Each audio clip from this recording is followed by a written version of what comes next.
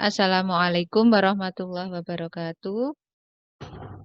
Selamat bertemu kembali di materi geografi. Untuk pertemuan kali ini di PJJ, anak-anakku akan saya berikan sekilas uraian kembali materi yang sudah kalian pelajari melalui beberapa video yang sudah saya share di e-learning. Jadi materi ini, PPT ini merupakan materi pemantapan untuk agar kalian nanti bisa mengerjakan pengetahuan penilaian harian ya atau ulangan harian setelah kalian menyimak video PPT ini. Jadi pengetahuan dasar geografi kita mulai dari perkembangan geografi. Pada awalnya geografi itu dikenal sejak zaman Yunani. Kita mengetahui ada geografi klasik. Jadi geografi klasik didasari oleh mitologi atau kepercayaan yang menganggap bahwa adanya gejala atau kegiatan itu merupakan kehendak dewa. Kemudian berkembang lagi pada abad ke-6, masih di Yunani, itu perkembangannya didasari oleh logika filsafat, ya. Kemudian yang pada awalnya berdasarkan mitos itu sudah mulai berkurang.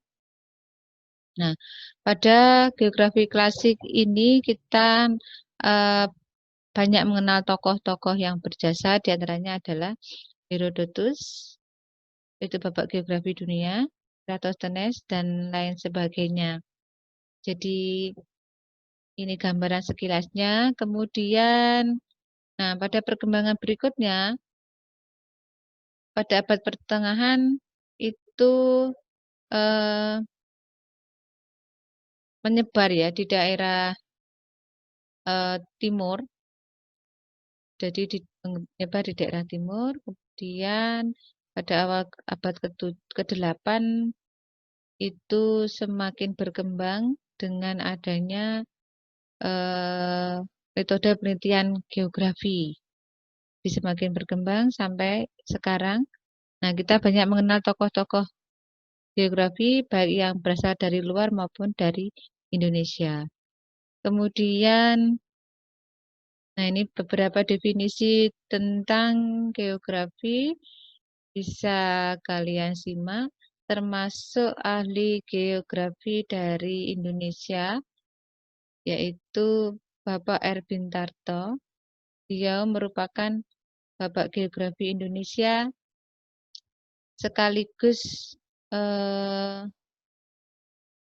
dosen guru besar Fakultas Geografi Universitas Indonesia. Selanjutnya, kita akan pelajari tentang ruang lingkup geografi. Jadi, batasan secara umum perkembangan ruang lingkup geografi adalah ini persebaran interaksi manusia dengan lingkungannya, kemudian kajian terhadap kewilayahan atau region. Nah, cabang-cabang ilmu geografi jadi dibagi secara umum menjadi 4 ya. Geografi fisik, manusia, teknis, dan regional. Jadi fisik meliputi geologi, klimatologi, hidrologi, biogeografi, kemudian geografi kependudukan, itu untuk geografi manusia, kemudian geografi ekonomi juga. Nah, secara teknis ada penginderaan jauh dan SIG. Nah, kita langsung saja ke materi inti konsep geografi. Nah, konsep geografi itu apa sebenarnya? Konsep geografi itu merupakan pola abstrak yang berkaitan dengan gejala nyata yang ada di permukaan bumi. Ada 10 konsep dasar geografi. Yang pertama adalah konsep lokasi. Di mana tempat tinggal kalian? Konsep lokasi itu dibagi menjadi 2, yaitu lokasi absolut dan lokasi relatif. Di lokasi absolut itu lokasi atau letak yang diukur terhadap atau berdasarkan garis astronomis atau letak astronomis. Jadi letak astronomis itu nama lainnya adalah berdasarkan lintang dan bujur. Contohnya Indonesia terletak di antara atau Indonesia terletak di 6 derajat lintang utara sampai 11 derajat lintang selatan dan 95 bujur timur sampai 141 bujur timur. Itu untuk lokasi relatif. Lokasi absolut atau bersifat tetap. Sedangkan yang kedua adalah lokasi relatif atau lokasi geografis. Lokasi yang dipengaruhi oleh letak geografis atau lokasi yang dipengaruhi oleh kondisi daerah yang ada di sekitarnya. Lokasi relatif contohnya adalah Indonesia berada di antara 2 samudra dan 2 benua, Samudra Hindia dan Pasifik, serta benua Asia dan Australia. Konsep yang kedua adalah konsep jarak. Berapa lama waktu yang dibutuhkan untuk tiba di tempat? Ada 2, seperti halnya konsep lokasi, konsep jarak itu juga ada 2. Yang pertama, jarak absolut. Di absolut itu arti lainnya adalah bersifat tetap. Nah, jarak ini diukur dalam menggunakan satuan panjang atau kilometer. Misalnya jarak antara Jakarta-Bandung adalah sekitar 156 km. Kemudian jarak relatif adalah jarak yang dinyatakan dalam satuan waktu. Jadi relatif maksudnya di sini adalah fleksibel. Menggunakan ukuran apa? Bisa ukuran waktu, bisa ukuran dari kondisi infrastruktur atau arah transportasi yang digunakan. Contohnya, jarak Bandung-Jakarta ditempuh menggunakan kendaraan bermotor roda 4 kurang lebih sekitar 3 jam 30. Konsep ketiga adalah konsep keterjangkauan. Bagaimana cara menuju ke wilayah tempat tinggal? Nah, konsep keterjangkauan itu mengacu pada mudah tidaknya wilayah itu dijangkau dipengaruhi oleh kondisi geografis. Contohnya, dari Jakarta kita lebih mudah menjangkau Kota Padang daripada Kepulauan Mentawai. Atau contoh yang lain mungkin wilayah yang bertopografi relatif terjal itu sulit dijangkau dibanding wilayah yang bertopografi atau mempunyai relief yang datar. Itu untuk konsep keterjangkauan. Kita ke konsep morfologi. Apa itu morfologi? Morfologi merupakan konsep yang membicarakan mengenai tinggi rendahnya permukaan bumi. Nah, morfologi muka bumi diantaranya bisa berupa pegunungan, daerah pegunungan ini, terus kemudian pantai, kemudian apa namanya dataran tinggi, dataran rendah, itu namanya morfologi. Nah, morfologi jadi banyak dijumpai dataran rendah atau morfologi yang ada di perkotaan itu didominasi oleh dataran rendah. Itu contohnya. Kemudian konsep berikutnya interaksi dan interdependensi. Jadi interaksi antara desa dan kota dengan timbal balik saling ketergantungan antara desa dan kota. Kemudian konsep yang berikutnya adalah konsep keterkaitan keuangan. Nah, adanya kerusakan di daerah hulu sehingga menyebabkan banjir yang ada di daerah hilir. Itu keterkaitan keuangan. Jadi ada hubungan keterkaitan antar wilayah. Kemudian konsep yang berikutnya adalah konsep pola. Nah, untuk konsep pola itu mengacu pada susunan penyebaran fenomena di ruang muka bumi. Contohnya di pemukiman sepanjang garis pantai itu polanya memanjang. Sama dengan di daerah sepanjang jalan raya itu juga polanya cenderung memanjang.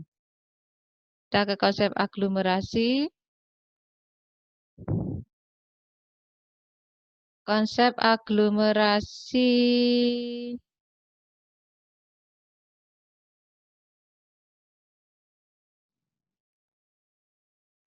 aglomerasi aglomerasi itu merupakan konsep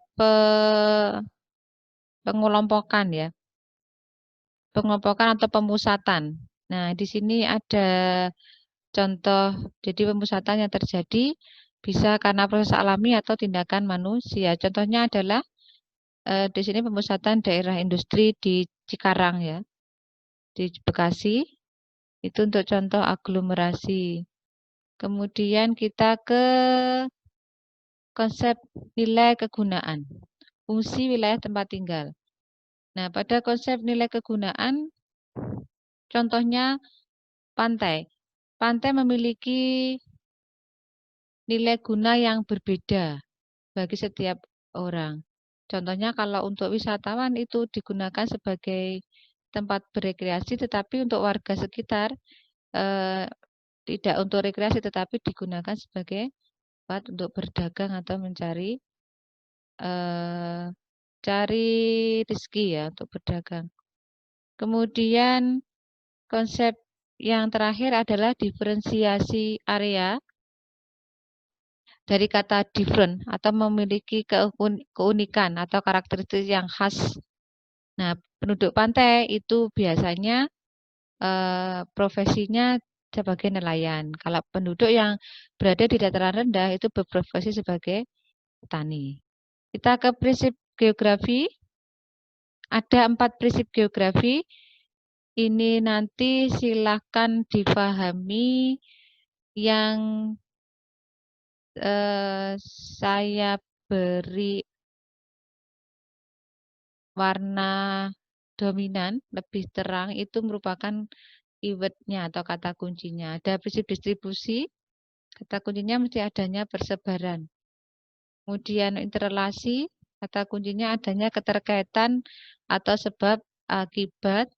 Kemudian deskripsi, ada kata menjelaskan, korologi itu gabungan.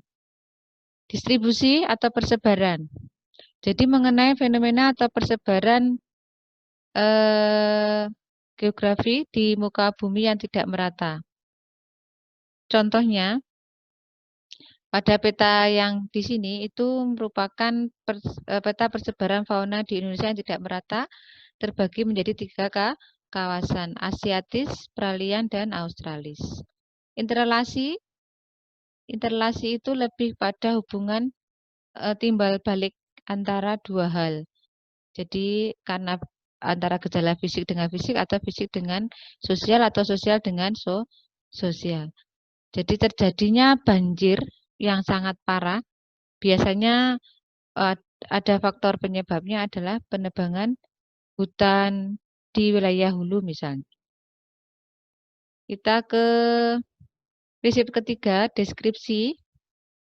Jadi di prinsip deskripsi itu cenderung memberi penjelasan fenomena atau fakta dengan melalui tulisan, data, grafik. Jadi diperjelas dengan data, grafik, tulisan, peta, dan lain sebagainya. Contohnya adalah ini, pola pergerakan angin muson di Indonesia.